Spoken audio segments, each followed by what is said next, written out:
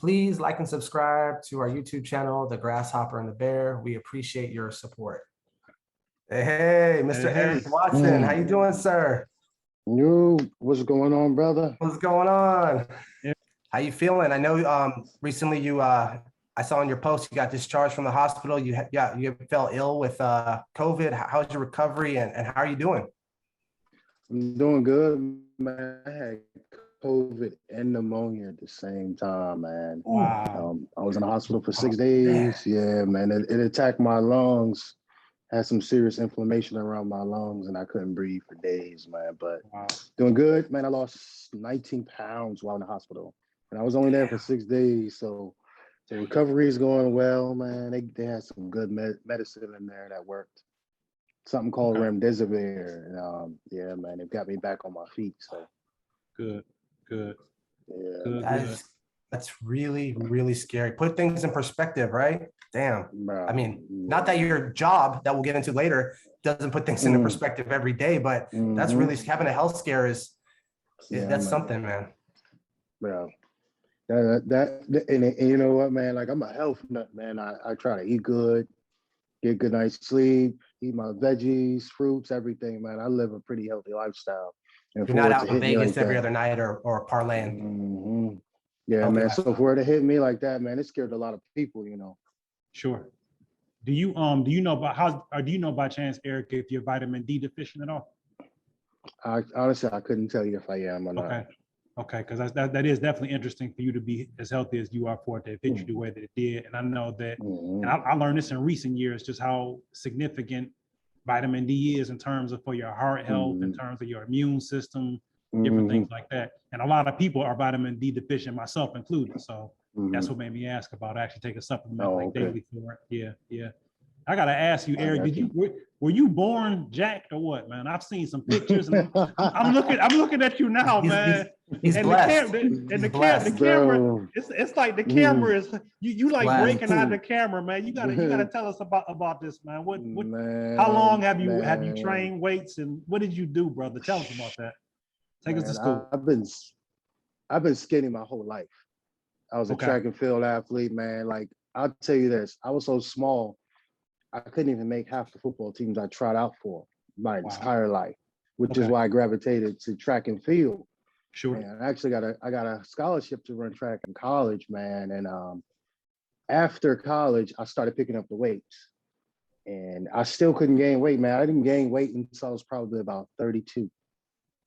And then I just started blowing up, man. I went from 170 pounds in college all the way up to 235.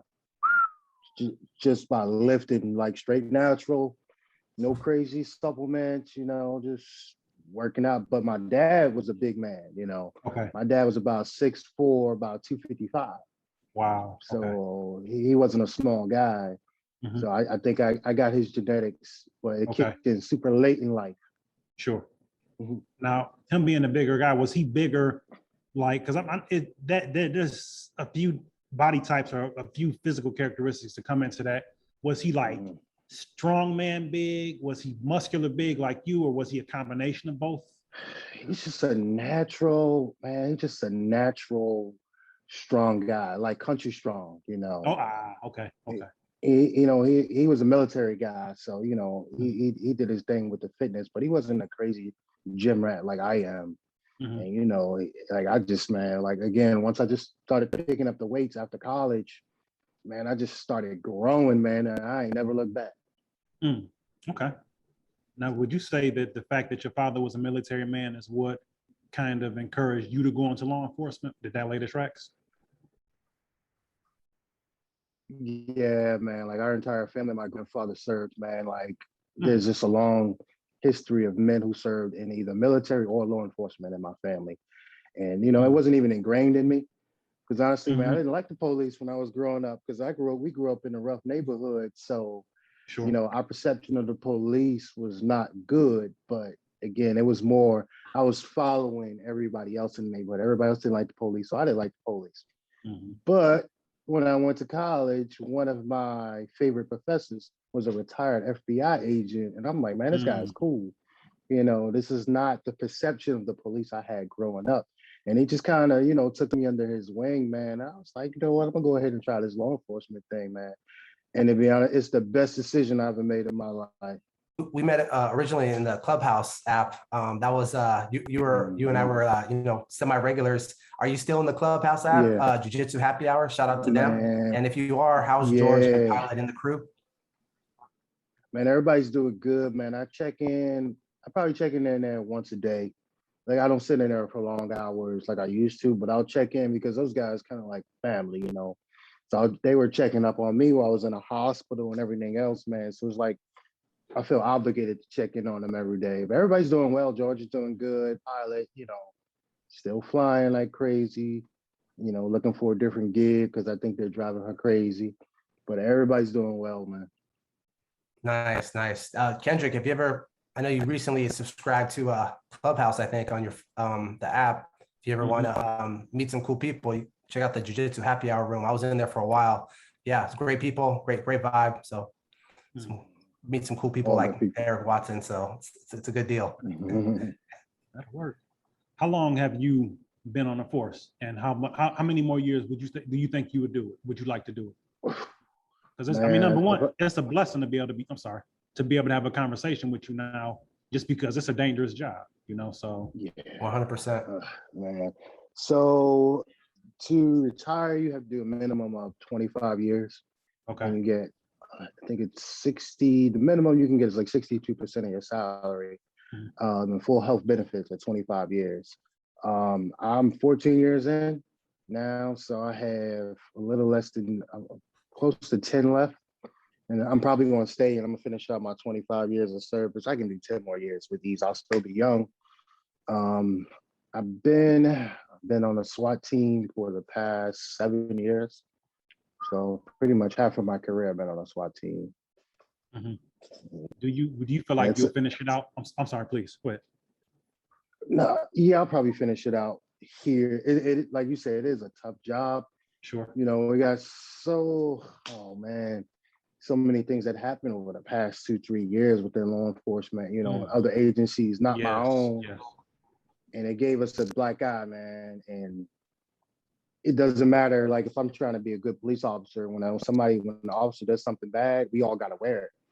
So man, just trying to change the cultures, man. This ain't an easy thing because we're human beings at the end of the day. If you're a bad human being, you get the job of a police officer, it's not going to change you. You know, you're still a bad human being. Right. You just passed all the necessary tests, the psyche evals, and you became a cop. But again, when you do something bad, it affects everybody in the profession. Yeah. Well, I have to say thank you for your service, brother. I appreciate you. I appreciate it, man. Man, you're like a hero. You're a hero, bro. Like for 100%. I mean, I'm sure you get that a lot. I appreciate it. Man, you do an amazing job. You appreciate it, Eric. I really, of course, one of the main reasons why I want to have you on is because we're long distance. I would say martial arts brothers, right? You and I. You're Brazilian Jiu-Jitsu purple belt or brown belt? Purple belt. Purple belt. Okay. And before I want to ask you a question. I've always remind myself or have this in the back of my mind that there's a huge difference when I go outside my house between the dojo or the ring or the cage and the street, because I consider myself an effective fighter, let's say, but well trained and I have like attributes and things of that nature. I've studied jiu-jitsu, I've studied striking, the whole nine. Now, but there's one thing in the back of my mind that I always try to remember. I'm even passing this on to my sons, and sometimes they look at me like, "Dad, what are you talking about?" I tell them, "Look, in a street fight or a self-defense encounter, the criminals or the bad people want to hurt you for without provocation. They don't play by the rules that happens in the ring or the dojo. There's no bell, there's no squaring off, there's no facing each other, there's no putting on gloves. They're gonna do things like, if they're losing, they'll try to hit you when you're not looking. They'll try to they'll predate you. They'll catch you from when you're walking. They'll try to overpower you quickly. They'll kick you in the balls. They're not going to fight like you would fight someone in MMA or boxing, so you got to be aware of this. Now, the stuff that you learn in jiu-jitsu, MMA, boxing, it's going to help in those if that ever happens. But there's something to be said about someone, a bad guy, let's say a criminal, that doesn't care about human life, doesn't care about rules, and will play dirty. So I'm sure you've encountered that one or two times in your line of work and in life. I know I've been a bouncer in clubs. I've been a loss prevention agent when I was younger. So what's your thoughts on that? It's important for people who do martial arts to realize that too, right? Yeah, man. You know, like I'm big on watching fight videos and stuff. World Star, Instagram, you can see them every day. The biggest thing, man, avoid fighting at all costs. Like that's like number one in my life. You know what I'm saying? Avoid a fight. I will use my words, everything I can at my disposal to avoid a fight at all costs. But then again, like you just take, if you have to engage somebody in a fight, man, like it's better to have a ton of training and not need it than to need it and not have it. So when you're training, like I see you training Muay Thai and things like that, like these are all great. These are all great because it's going to challenge you. It's going to push your body beyond your limits. So when you actually do get into a fight, fighting is going to be that much easier. Like I've used my jujitsu a number of times at work, man. And when I'm in the gym and I'm training and I'm fighting these 21-year-olds, man, it's hard. It's extremely hard. These guys are going to push you to the brink of exhaustion. But when I've had to use it at work, easy, super duper easy because you're fighting an untrained person.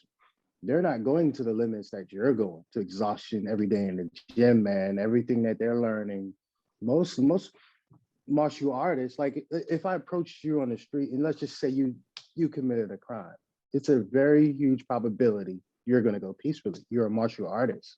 Like you're not looking for a fight, but someone who is untrained, they want to test themselves, you know, like again, because they don't get these tests on a regular basis. You get these tests every day you step into the gym, man. So train all levels, you know, train whatever you can. Like, I don't care what it is, because it's going to prepare you that much more for a fight in a real life scenario. Okay. That's good. That's good. Eric, I need you.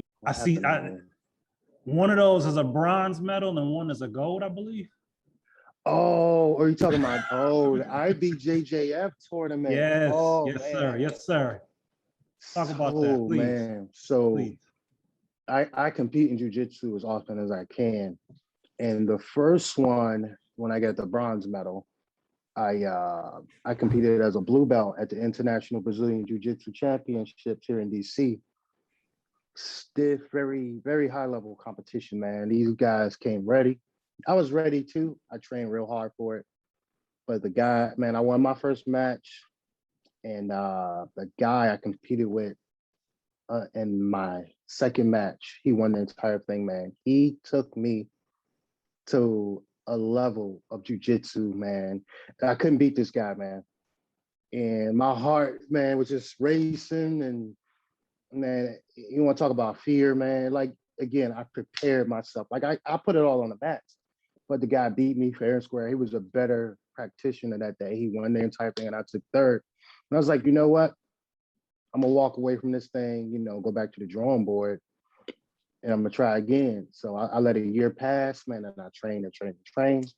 This time, my preparation was slightly different. I cut a little bit more weight, dialed in better with my diet and nutrition, and I just started running more.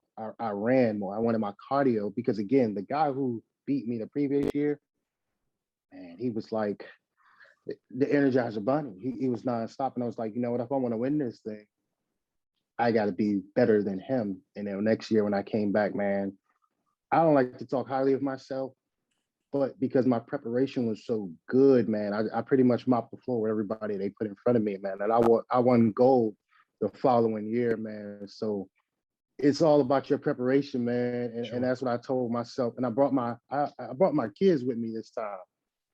Because I wanted them to, like, I let them see me work hard throughout the training, you know, the weight cutting. And I was like, y'all want to see something? I'm going to show you. Because all this talking I do around the house is better that I show them physically what a man is supposed to do. Like, if you say you're going to do something, the proof is in your performance, not with your mouth. And that's what when I showed my son just kind of looked at me. My son is 19 now. He just looked at me. He was like, wow, oh, shit, Dad, you did it. You know what I mean? So yeah, man, that's the story behind those two jiu-jitsu masters. Okay. Would you say that when you won gold, that was your proudest, not only moment as a BJJ martial artist, but also martial artist as a whole? Man, I almost cried that day, man, because like I was saying, man, the preparation, like I have some good coaches, like I have some real good coaches, Jeremy Lafreniere, Hoist Gracie, Black Belt, Chad Malone, bunch of guys at the gym, man, that I really leaned on. I was like, man, get me ready for this thing, man. And they pushed me. Man, the human body is it's capable of doing some amazing things, man. And then let's just say, we on a scale of 1 to 10. And let's just say I performed at an 8 that day. They was like, no, we're going to 11. They would always take me to that next level, even though I didn't want to. And because of everything that they did for me, man, that gold medal was bittersweet, man. It's kind of like IKEA, like you build it and you appreciate it more. And because I had built up such, just a good program and had good people around me, it felt good. Forgive me if I mispronounce his last name. Jeremy is Lafreniere. Lafreniere. Tell me about him. Tell me about what his contributions to your life as a martial artist, or even to your life as a whole, has been. Tell me about that relationship. So Jeremy is, like I said, Jeremy is a Hoist Gracie black belt, and he started teaching people inside of an elementary school. And he went on to open up his own school, Capital MMA. Jeremy, when I walked into the school, it was like I wasn't from DC. I was from Jersey, and I didn't really have too many friends here. When I came to the school, man, he didn't know me from a can of paint. That guy accepted me with open arms from day one. No real martial arts background. And he was just like, oh, you want to be a part of the family? Come in, sit and watch class. It's like, you know what? You don't have to pay the first 30 days, like they take a couple of trial classes. And he even let it go beyond that. Like, man, I think I went about 2 months without paying for a single class there. And man, I signed up, man.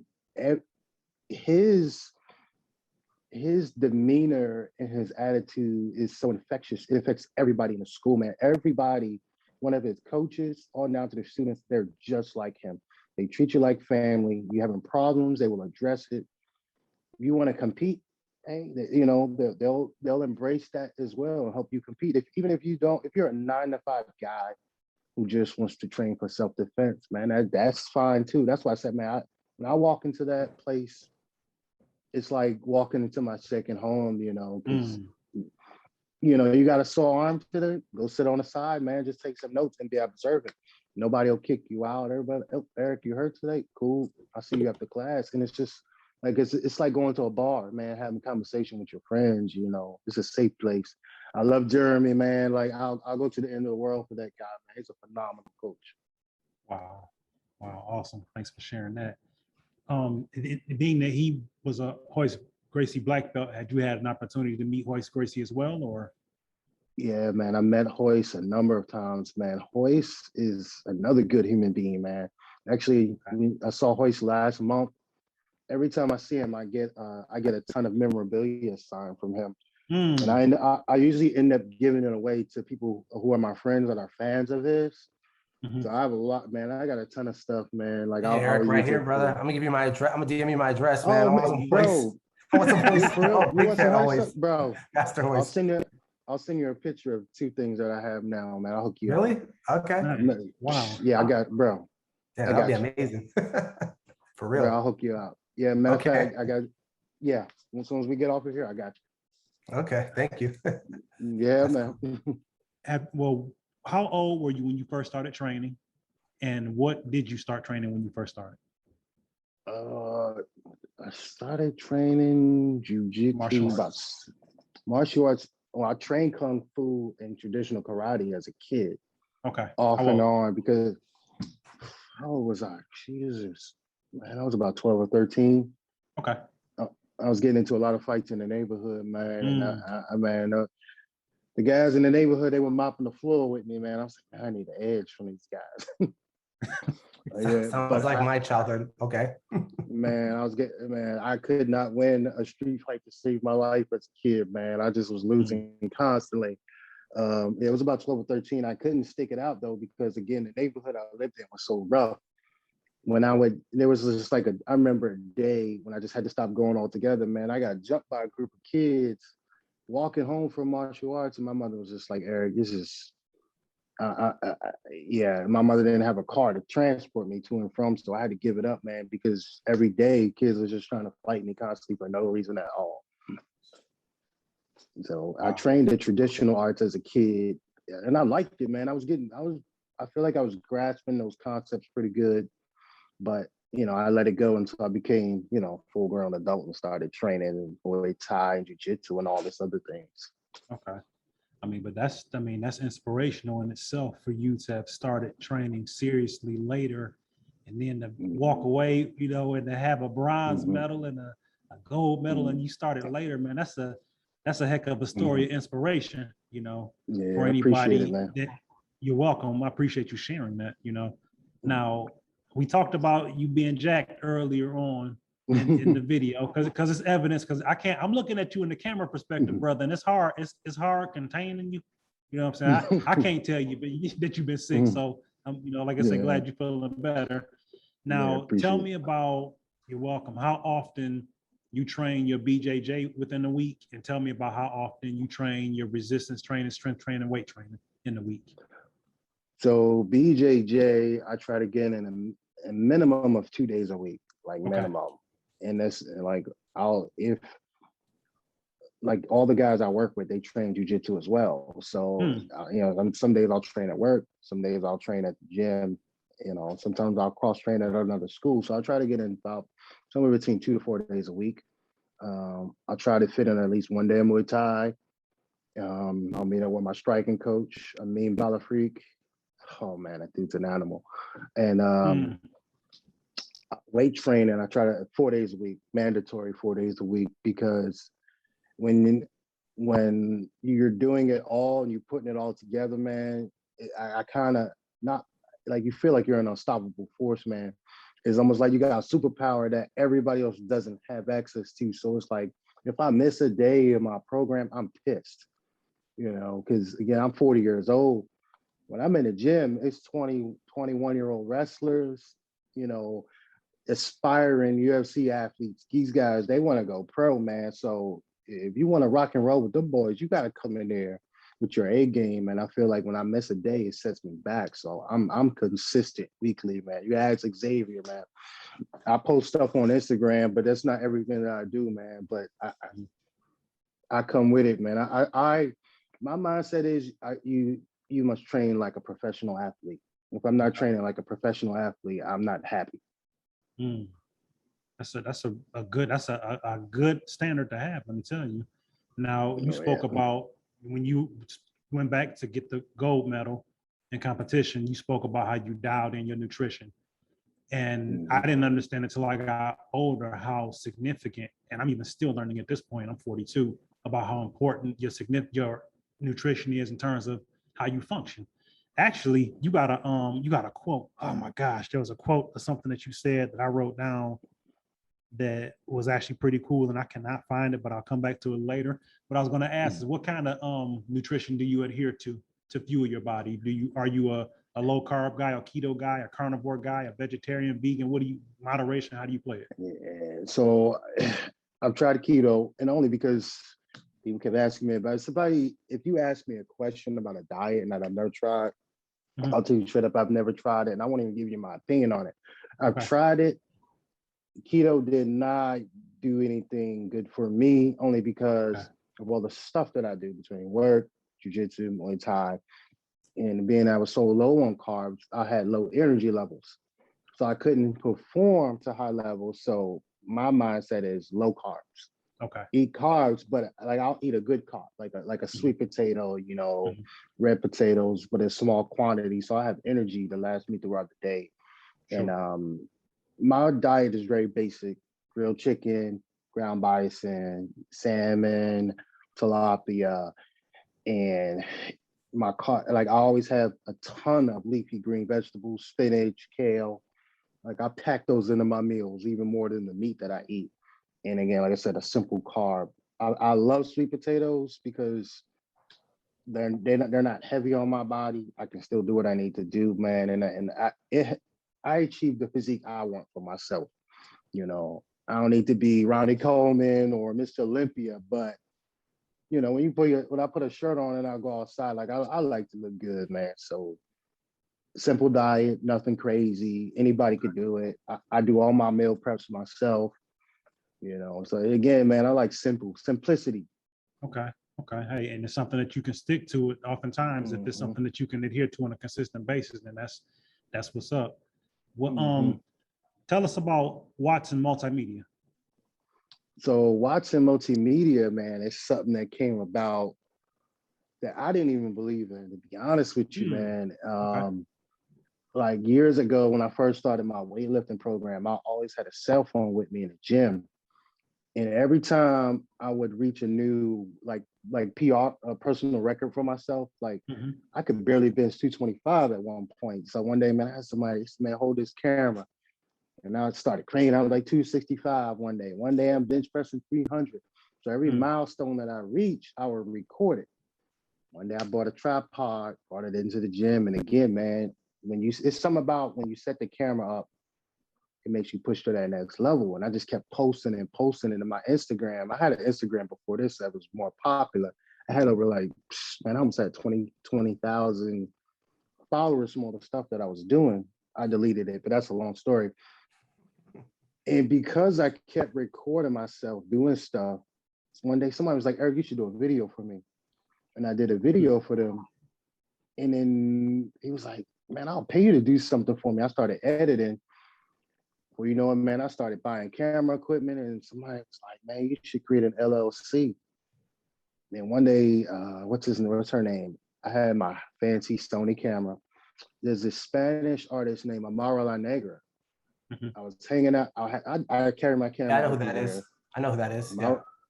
Yep. So one day she pulls up at this club that I'm hanging out with my friends who own a club in DC. And then she's like, yo, I don't have a photographer. Will you take my pictures? Man, I took a ton of pictures for this woman. Of her? Yes. I took a ton of pictures for her and she loved them. She bought them. Even some I gave her for free and she posted them all on her page. Everybody came to my Instagram. It's like, I'll hire you, man. Before you know it, I was taking pictures for people like Akon, Floyd Mayweather, Jorenzo Rosenstruck from the UFC. Man, people were just hitting me up like, Eric, and I started doing videos for local MMA fighters. And that's how Watson Multimedia came about, man. Like, I never went to school for it. I learned everything about cameras through YouTube, man. And this thing, where is it at? I got my camera somewhere, but yeah, man, that's how Watson Multimedia was born, man. And now people I don't even have the time, honestly, but people are like, hey, can you do a video for me? And you know, it was a huge moneymaker for me last year. Just, man, I don't might have found another client here on this podcast. Eric, I need someone to videotape me hitting them pads, man, make it look cool.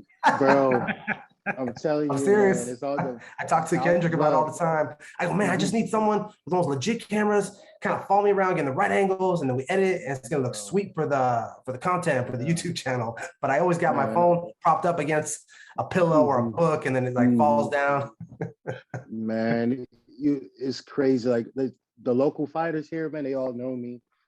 Man, they call me up. They want the same thing, man. This young fighter, he can barely speak English, but he'll reach out to his manager, man, and they'll pay me to come to the gym and get all them fancy angles of training session. And I didn't realize it, but promoters like those things, man, because it showcases their talent. They can see them striking and stuff. I like those things. So, I watch those on YouTube all the time. Man. I love it. I do. Honestly, man, I would do that for free, man, because it's actually fun. You know, and you really get into the creativity of like the moving pictures. It's not like, you know, take a photo, the photo just sits still. But when you take video, man, and you put it all together, put some music behind that thing, oh man, that's art for me. It is art for me too. Do you know that one guy? He's pretty popular. He videotapes all the fighters. He's got access to them. He's one of the biggest ones on YouTube. Beyond the Fight or Beyond the. Yes. I can't remember the name. Do you remember his name? His YouTube channel. Beyond the Fighter. He did a whole bunch of stuff with Khabib and stuff. He went to he does it for everybody. But he goes in there and he films films them training in their Yep. environment, and then he edits it like Yep. so clean. And I forget his name. He was on Joe Rogan too before as a Yeah, guest. and you know, he never went to school for it either, man. Yeah, Same, yeah. same deal, man. I'm telling you, man, some people you don't realize the hidden talent you have, man, until you start picking up new things and doing stuff. That's true. Like I'm 40 years old, man, and I'm still learning new things, man. Man, you have so many talents inside of us, man, that you don't even know about until you start like opening up your mind and exploring different avenues, man. You never stop learning.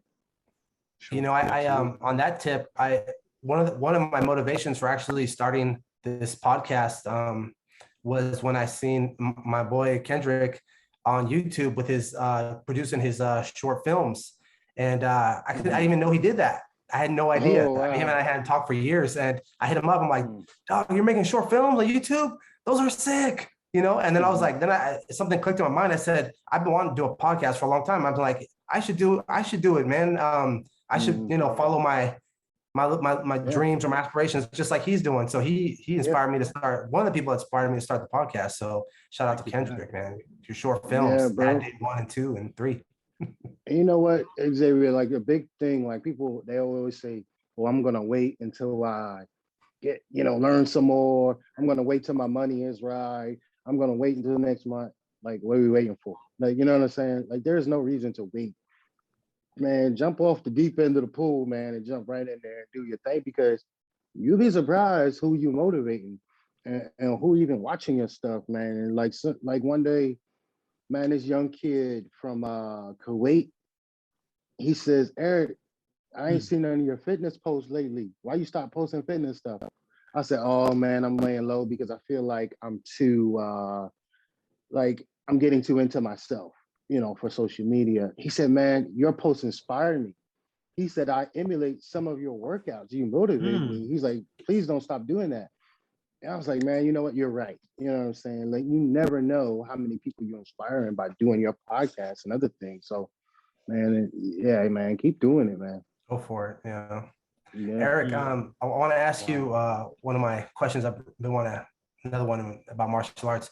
So recently, I think it was Hiring and Hiron Gracie were profiled on HBO Sports. They were talking about and demonstrating how Brazilian Jiu-Jitsu is working effectively in this one police organization. Not sure what city or town in the U.S., but they have implemented a small program where the officers have to train Brazilian Jiu-Jitsu weekly. Workman's comp claims in the police department have gone down. Just a bunch of positivity has come from it, from the officers having a Brazilian Jiu-Jitsu program implemented. What are your thoughts on that? I can probably imagine already what they are. Some other friends and I talk about this as well, how effective Brazilian Jiu-Jitsu is. And I think I would say also mixed martial arts in general is effective for police. They should know how to strike as well, not strike people, but we know how to strike and how to defend against striking. You can make someone miss 3 or 4 punches and then get your takedown without worried about getting hit. A situation where you had a good outcome from your martial arts training in the line of work. Can you break down a story after that? Yeah. Yep. So yeah, I'm a huge fan of Hiron and Henry Gracie, man. I've trained with both of those guys. Oh wow. Dang. Man, those dudes have a wealth of knowledge, man. I love those guys, man. Hickson Gracie said something, man, that's like he says jiu-jitsu is perfect, man. It's human beings who are not perfect. We make the mistakes. And as far as law enforcement goes, jiu-jitsu is, man, it's beyond perfect. Like myself, they asked me to start rewriting our defensive tactics curriculum. It was primarily Krav Maga based. Now we're trying to cross over to jiu-jitsu based curriculum because like my agency saw the need. I actually went to my professor, went to my agency and said, hey, can we do a free seminar, free of charge? My professor and a few other police Gracie black belts came, taught recruits, police officers, a bunch of jiu-jitsu. My department was like, hey, let's make this a permanent thing. So now I teach at the academy once a month, recruits jiu-jitsu. This is a thing that's spreading like wildfire, man. There's Hiron and Henry Gracie with their program. There's a program called Invictus, BJJ, again, geared towards getting all law enforcement their blue belts. And you have another one called Adopt a Cop, where UFC fighters, people will make donations to pay for the tuition of a police officer to get his blue belt. Man, I'm a big fan of it because the biggest thing BJJ does, it humbles you. It keeps you humble, man, because you're gonna get the floor mopped with, every day. When you walk in there, you're not gonna win. You're just gonna keep taking losses and losses, and it does something to your mind. It gets you out of the mind frame of wanting to fight. So when you're a police officer on the street, you're gonna use your verbal judo more because again, you don't want to fight. Sir, please, I got to put you in these handcuffs. You got to go to jail. You committed a crime. Talk to the judge. Let's sort it out that way, rather than you sitting here fighting. Use your words over fighting. That's the biggest thing you're going to get from jiu-jitsu. And then just the control techniques. You're in bad situations every day when you're on the mats. And when you constantly encounter that, when you fight someone who is not trained in the art of BJJ, it's going to be that much easier. Now, if I could go back to a story that I had where I had to use my BJJ, I'm driving home in my cruiser. I hear an officer screaming over the radio, "Help, send me some units." He's in a grocery store. There's a crowd of people around him. There's a girl. She's like this, throwing punches. She is punching the hell out of this officer.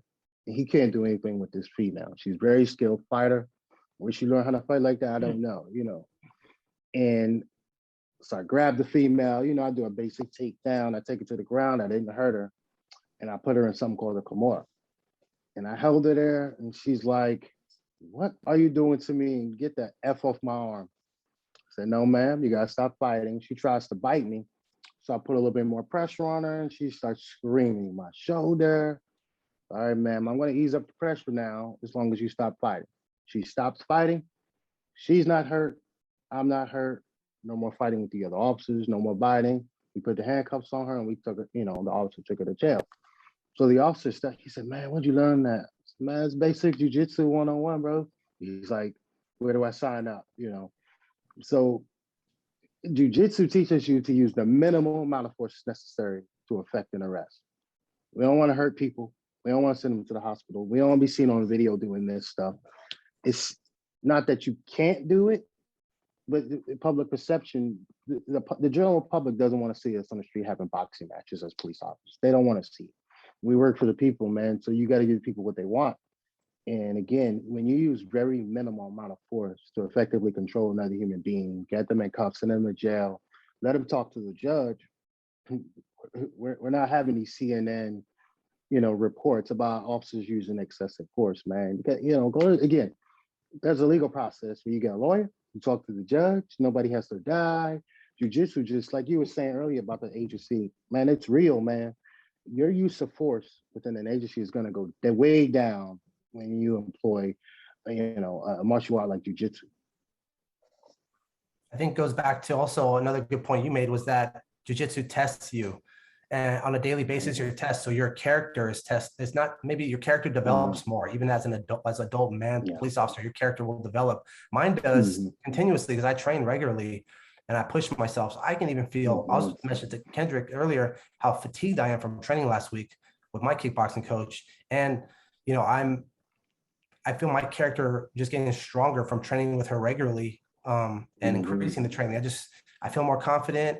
I know what being extremely tired is and how much it sucks and just all those things. So I think it will increase the police officer's confidence and it will strengthen their character.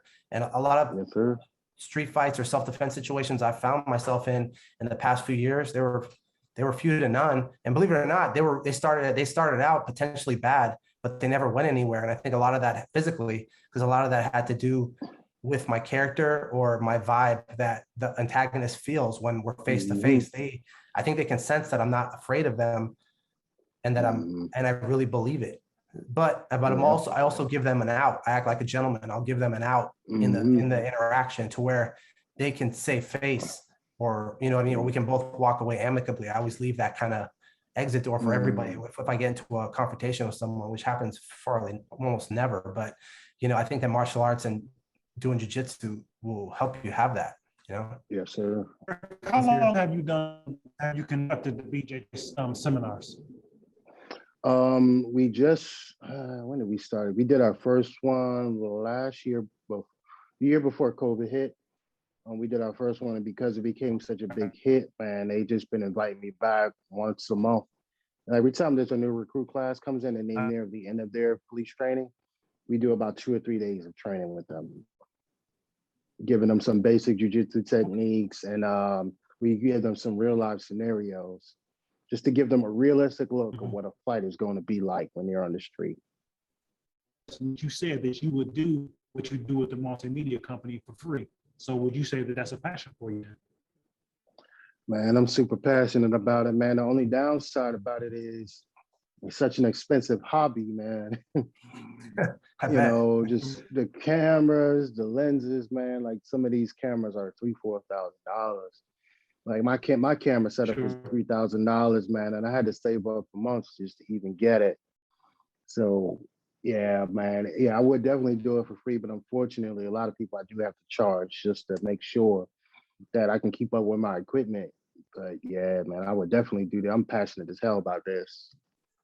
See, those cameras are the ones that I want too, man. I knew they were expensive. Those are the cameras that I want. Those $3,000, $4,000 cameras. Yep. I knew they were expensive cameras. That's what I was telling you, Kendrick. I said, hey man, those videos I watch on YouTube, they look so sick. And you're telling me, you're reminding me, hey, you could do it with your iPhone, which is true, and they come out just as good. But I know there's like those high quality movie cameras or Sony cameras. I want one, man. I want to be filmed in that with that technology. Yeah, bro, it is. I'm telling you, when you Eric, take how do you find the time? Man, you know what, man?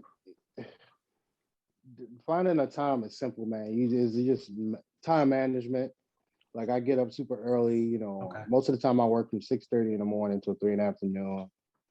And it's still like a whole day, like, oh man, it's like jujitsu is an hour and a half of training. Between now I may edit a video, even shoot a video. It's just, there's so much time in a day, man. I'm able to fit it all in, to be honest with you. But again, it's all about time management. I really hate saying I don't have time for things. That's what I always thought. I always thought it's about time management too, because I get a lot done in the day too. And I wonder some how I do it, but like you said, I think it's time management. Yeah. Mm-hmm. Yeah, it's very rare that, man, I don't have time to do something. Like long as I plan it out in advance, this, and that's it, But I do make sure I give time for me, something for me. Oh yeah, that's important. Very important. So important. I just remembered the name of that videographer I was mentioning earlier. I was trying to remember his name. The name of the show is called Anatomy of a Fighter. You know that one, right? That's Eric? right. Yes. Yeah, yes. that's the one. Yep. that. So is that kind of like what you do with your videos? Yep. Yeah. Yep. And you know what, man? Like I like to shoot professional fighters, man. Because again, I'm a fan of the sport, man. I'm going to be a lifelong fan of martial arts. But I like to shoot the amateur guys, man, that are up and coming because it makes them feel good, man. And nobody sees them. Like I probably go into your neighborhood, and there's a ton of like amateur guys that are ready, they're just about ready to cross into like the UFCs and the Bellators, but nobody knows their name. When you get with guys like that, man, and you put them behind the camera and you start seeing their hidden talent, you like, who is this guy? He's gonna murder people when he gets into the octagon, And those are guys I like to shoot, man, because they're hungry. And man, you get so much good footage. It's like, damn, man, I wish I could just travel to the US and just film random fighters. That might be retirement for you when it's all said and done, brother. Yeah, man. I wanted to bring up real quick situational awareness. You being in law enforcement, I'm sure you're a big advocate of that. Sometimes I feel like I have too much situational awareness. But then I see a video where I'm like, okay, I'm thinking in the right way. I need to keep thinking the way I'm thinking. Kendrick and I are fans of a gentleman I recently found on social media named Byron Rogers. He does executive protection, and he's got some great videos. Me and Kendrick were actually debating who gets to actually ask him if he would be on our podcast. I was being a bit of a brat about it to Kendrick, saying, no, I want to ask him. And Kendrick's like, all right, go ahead. I just said I was going to ask him. So, and for the record, Kendrick, I think you should ask him because because I feel like that happened for a reason. Anyway, you ask him. And, but yeah, I really like his videos. Just one of his many phenomenal videos he posts quite regularly, which is great, is so I always think about situational awareness. My alerts are never on. I think that's because I had a little bit of a security background, like 10 years more or less. I was 20 till I was 30. So I seen all the I had the jadedness from seeing all the craziness working in security. And but I never lose that kind of situational awareness. I'm just never off unless I'm like in Wairika or something, 20 miles away from anyone else. I always have my situational awareness lights on or alerts on. And there's one video I saw, and Byron Rogers posted, a gentleman putting in gas in the gas station in his car. He's got the hose in the car, and some guys roll up on him and they try to rob him, but he was paying attention. So as soon as they got close, he already knew they were coming. He shot the gas all in their face and they went running. And I always think about that. If I get a weird vibe when I'm pumping gas, I'm gonna do that. But I also think I'm weird for thinking that and being ready for that. But then I see the video and I said, I knew I was right for thinking that. So can you talk to the people about how important situational awareness is? And, I mean, even one thing that comes to mind is it's very sad, but there's a UFC fighter that lost his daughter to she got kidnapped and murdered not too long ago, Walt Harris, and that was a big story. And I have a daughter similar age, and I send her all the videos and things like that all the time. She thinks I'm crazy, you know, and I just want to remind her to be aware. Can you speak to situational awareness a bit? Man, one thing that I've learned, and since like I've been in law enforcement been on this job 14 years, and before I came to DC, I worked in a prison for 2 years. And man, we used to get in a scuffles all the time, right? So one thing that he was a Marine Corps drill instructor. He was my instructor in a police academy in Jersey. He would always say, wear your uniform, freshly pressed and form fitting to your body, and exercise, because those are going to be the guys that criminals are least likely to try. And I never understood it, man. My dad was the same way when he wore his military uniform. He was very hard pressed. He ironed his clothes every day. And again, he was always aware everywhere he went. He sat with his back to the door, and I never understood it, man. I'm like, why is he doing all this?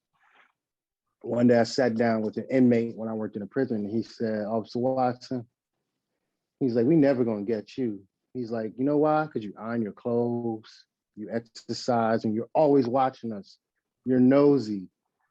And ever since that dude told me, this is a hardened criminal, man. This dude was doing murder. And he told me that. He said, man, we want the fat, lazy, sloppy officer whose clothes are all messy.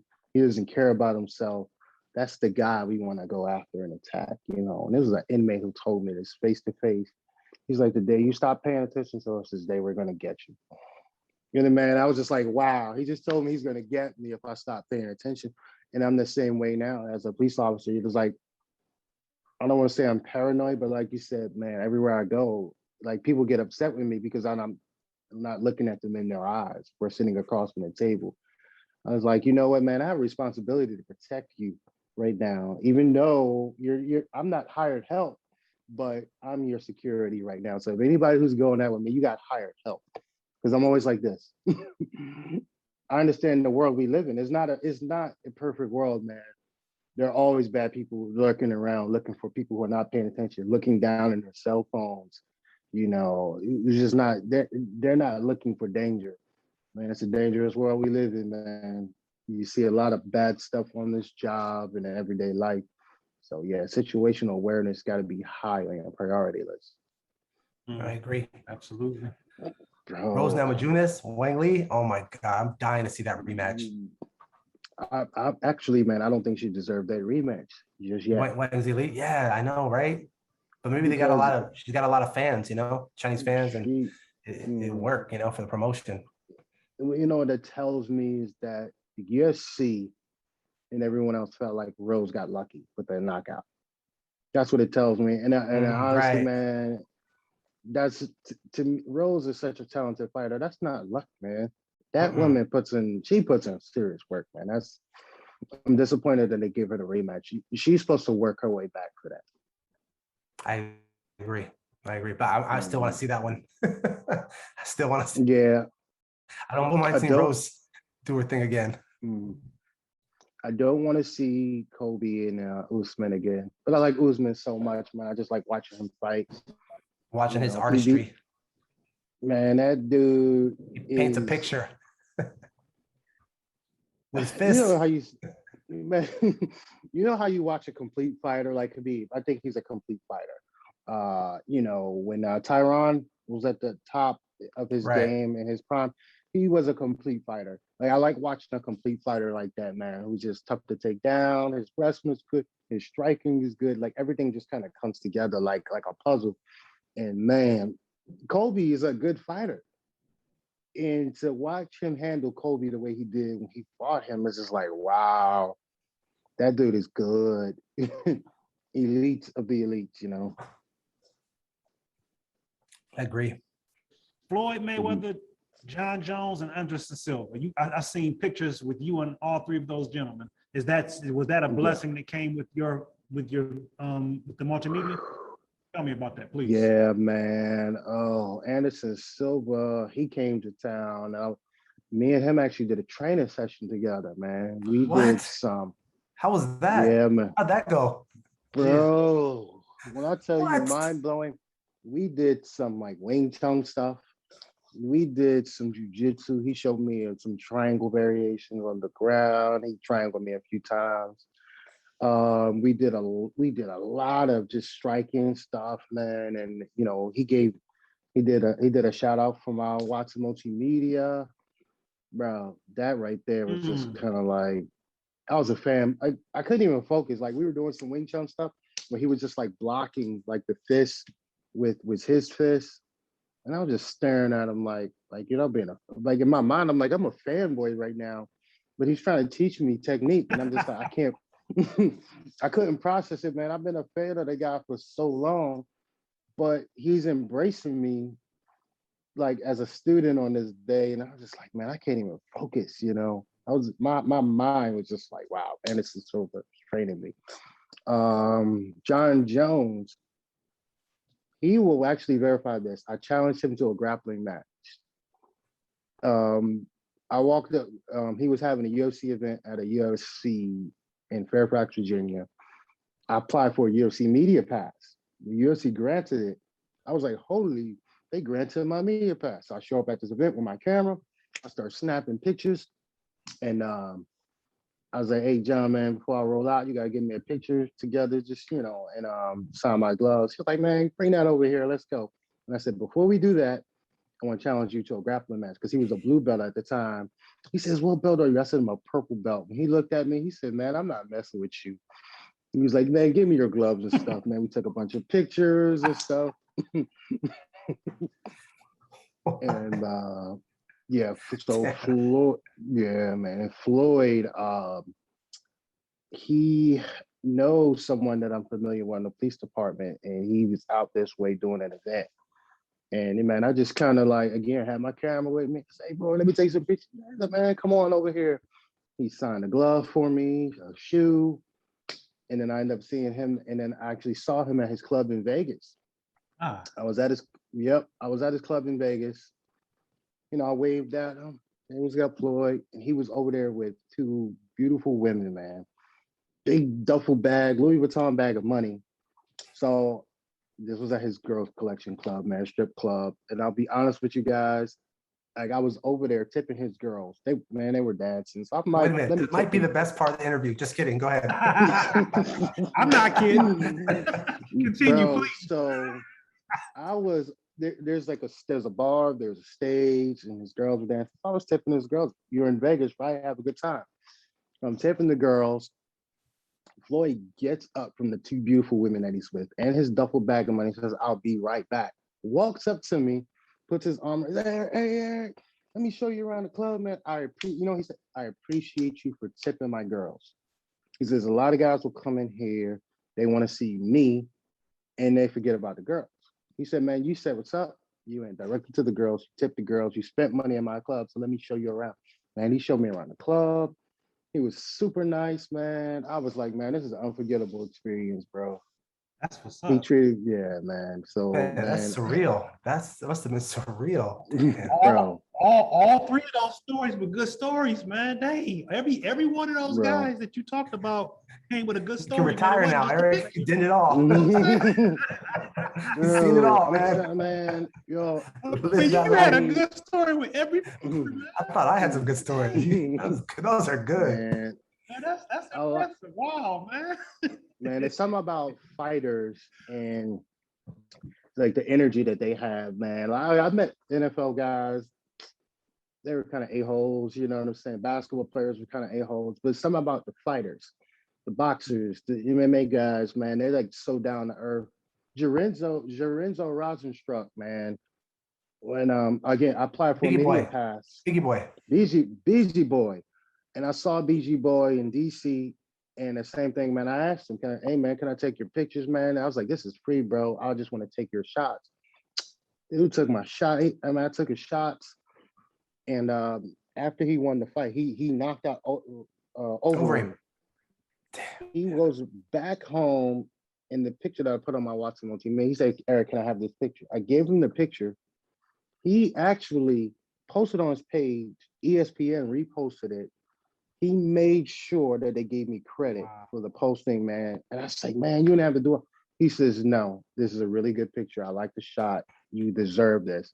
Man, he was so cool and down to earth, man. Every time he has a fight now, man, and I tag him in something, he gives me a shout out, man. Like, I'm telling you, man, these UFC guys, man, they're good people. Damn, that's huge. Yeah. So needless to say, in terms of, would you say that the gentleman that I mentioned, as well as the gentleman that you mentioned, would you say that those are your 4 favorite experiences with fighters that you've met? Oh, man. Yeah, I have to say yes. And then, you know, Mike Tyson was another one, man. But Tyson was just so serious. Okay. And I didn't want to test the waters with him. So it's just like, man, let me go ahead and get this picture and this autograph and be done. Okay. Yeah, man. I didn't want to test Tyson. Yeah, he was very serious. But yeah, man, those are huge like highlights of my life as far as me and, you know, people that I'm a fan of. Sure. Silly. And then, you know, this Hoist. Oh yeah, sure enough. That, I mean, wow. I was going to ask you, what aspirations do you have that you have not yet accomplished? I mean, brother, you've done so much, though. I'm going to ask it anyway to see what you say. But, I mean, yeah. Now, at this point of my life, my goal is to get my black belt in jiu-jitsu. That's it for me now, man. Like, everything that I wanted to do in my life, man, like if we could go back in time at 21 years old and you say, Eric, what you gonna do with your life? None of the stuff that I've done, I would have said it. You know, like once I started setting goals for myself, like I wanted to be a SWAT guy, man, and I ended up doing it. And I was like, oh, I did it. Hardest thing I've ever done in my life. You know, I wanted to train martial arts and do all this fun stuff that I'm doing now. Like I'm doing it. Training with Anderson Silva. The GOAT. Bro, never in my wildest dreams would I ever thought I'd be doing this stuff, man. Like I wake up every morning. I tell people, man, like I'm happy because, like I said, man, when I think about the stuff that I've done in my life, I surpassed every goal I set for myself. I was like, you know, I was in the gym one day, I was just pushing up 225, you know, and this dude was like, man, you need to put some more weight on that. You could do more than that. I said, man, I have nothing to prove. No more. Because again, like I wake up every morning smiling, like, man, look at this life that I have, man. I'm so grateful. I got my health, I got a house, man. My kids are in good health. It's like, what do I have to complain about? Like zero, you know, what a couple bills here and there, but come on, man. Life is beautiful, bro. And to come from, and for anyone who's watching this, who doesn't have a lot of confidence, who doesn't feel like they can achieve things or that they can become strong. Your background, and you brought it up before, and I actually heard you talking about this in Clubhouse once, how you said in the beginning, you didn't get picked for any of the teams, the football teams in school, and you were attacked and bullied and couldn't defend yourself. You felt like when you were a kid, but now and you've come to where you are now and done all these things in martial arts, gold medals in jiu-jitsu, training with some of the best in the world. and being in your career in law enforcement. I think anyone can do it if they put the work in, right? Or what would you say? Yeah, man, you gotta believe in yourself, man. Because if you don't believe in yourself, like nobody else will. And don't hold on to excuses. You know, like I said, man, I grew up in the projects my whole life, you know, bad neighborhood. I could have used that as a crutch my whole life, you know, and say I'm a victim my whole life. Like, oh, I was born and raised in the hood, so I couldn't do anything with my life. Like, no, man, like there is so like this is America. Like, you know, like I don't even want to I hate to bring this up, but you saw the video of those folks leaving the airport in Afghanistan, man. They were Yeah, clinging holding to on the airplane as it's taking off. clinging to an airplane to get to America, man. And that right there is, man, it says a lot about the country we live in, man. We have so many freedoms, so many opportunities here that, like, whatever. If you want to be a doctor, man, there are so many. If you don't even have the money, there are scholarships, there are grant programs, like whatever you want to be in this world, man, you could be it. And that's just, you know, if anybody is listening to this, man, yeah, believe in yourself, man. Don't listen to people, man. Whatever it is you want to do, believe in yourself and just put forth the effort and you're going to achieve it. Wow. Wow. You mentioned your children at least twice. Do any of them train martial arts, or have you Uh, have they my 19-year-old, I tried to get him into Muay Thai and Jiu-Jitsu. Wasn't for him. My 14-year-old son, he's gonna be starting jiu-jitsu again on Fridays. We have a bullyproof program on Friday nights, and he's starting his first day of high school is tomorrow. He's gonna be a freshman, so I know he's gonna get it. So he's gonna restart jiu-jitsu starting Friday. Good idea. I highly recommend that for your son. Mm-hmm. Yeah. Mm-hmm.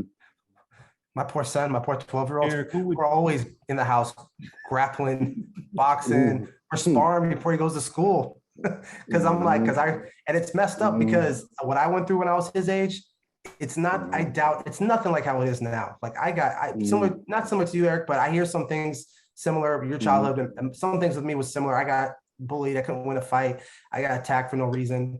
It was rough, right? Okay, in my what I went through, it's different, you know, for everybody. But I just don't want that to happen to him, so I overemphasize it to him all the time. And the good news is that he takes to it. That's good too.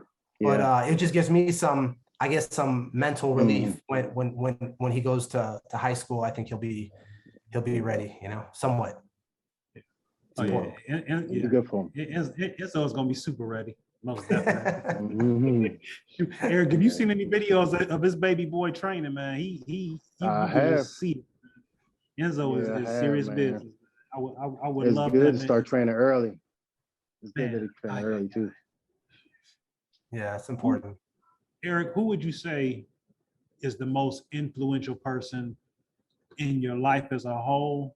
And you spoke of Jeremy earlier, so I would imagine that he was influential in your martial arts, and possibly in your life as well. But maybe give me a top 2 or top 3 in terms of the people that have been the most influential of your development. Ooh, wow. Oh, 2 people I can think of, like my mom. Like she was, man, that woman was about 5'3", very small in stature, man. But that woman was strong as an ox, man. Like, man, she had like a super kind heart. She treated everybody in the neighborhood with kindness. Everybody called her Mama Watson. Even kids that weren't her own, they call her mom. Because she was just like the neighborhood mom, man. She would give you the shirt off your back. And I never understood it, man. Because we had so much bad things happening around the neighborhood. You would think that most people you came in contact, everybody's angry because everybody's poor. You know, everybody doesn't have things. But my mom was the complete opposite of everybody in the neighborhood. I'm like, how is this woman so nice? Like, we barely had anything to eat ourselves. But if a friend came over, my mother made sure she got extra for my friends that it, you know, it was just like, man, like, I was like, I wanted to model my life like hers. Treat everybody with kindness, you know, go above and beyond the call of duty of whatever it is you're doing, man. And man, my mom, she's like big inspiration as far as that goes. So now when people see me now, they're like, man, you just like your mother. I'm like, yeah, because I wanted to be like her, you know, just her demeanor, her attitude, man. And man, another guy who inspired me, my high school track coach. This guy is responsible. His name is Sal Rizzo out of New Jersey, man. This guy saw me trying out for a basketball team. And I was sprinting, you know, we do suicides and stuff in high school. We were doing suicides on the basketball court doing tryouts. And he happened to be walking by the gym and he saw me sprinting. He said, "Excuse me, kid, come here." He said, "Why are you trying out for the basketball team?" He's like, "With speed like that, you coming out for the track team?" And I was just like, no, being a typical ghetto kid, like, no, get the F out of here. I ain't running no track. He said, "No, you're coming out for my track team tomorrow." And honestly, I listened to him because nobody ever talked to me like that before. He's just like, "No, you suck at basketball. Bring your butt over to the track team, man." And I brought myself over to the track team. I ran a few meets. I sucked in the beginning, but this man worked with me every day, nonstop. He used to drive me home. So that right there, he won me over with that. "I'm gonna drive you home so you don't have to walk home and get in the He fight." believed in you. He believed in you a lot. Bro, one day I went to the state championships. Like very, very little. I didn't even know what I was doing. He threw me in a 200-meter dash and he said, "Eric, you are going to mop the floor with these kids." And I'm just like, okay, whatever you say. But bro, I ran the race and I crushed these kids. And I looked at this man, was like, wow. Like, and he said, "Eric, I told you." He said, "This is what I'm going to do for you." He said, "You stick with me, I'm going to get you a scholarship and I'm going to get you out of this neighborhood." Man, he never lied. He made videotapes. He would send them to colleges, man. And I'm telling you right now, still to this day, that man calls me and he said, "Eric, I'm so proud of you, man." And man, Sal Rizzo out of New Jersey, man, that's a phenomenal man. And he stuck to his word, man. I love that guy. It sounds like you're a customato to your Mike Tyson, right? In a way. Yeah, man. Yes. Yep. That's Yep. awesome. What a good dude, man. Damn. Shout out to him. Yes, sir. Real good dude. Eric, if you we generally like for our guests to give words of wisdom, brother. Share some words of wisdom with the people. Please. Yes, please. Ooh, I was saying earlier, like you gotta believe in yourself. Don't wait for the perfect moment to start your, pursuing your dream. Like the time is now. Like don't wait. Don't listen to anybody. Like set reasonable goals for yourself. Like you have to. It's like mandatory, and just go after them.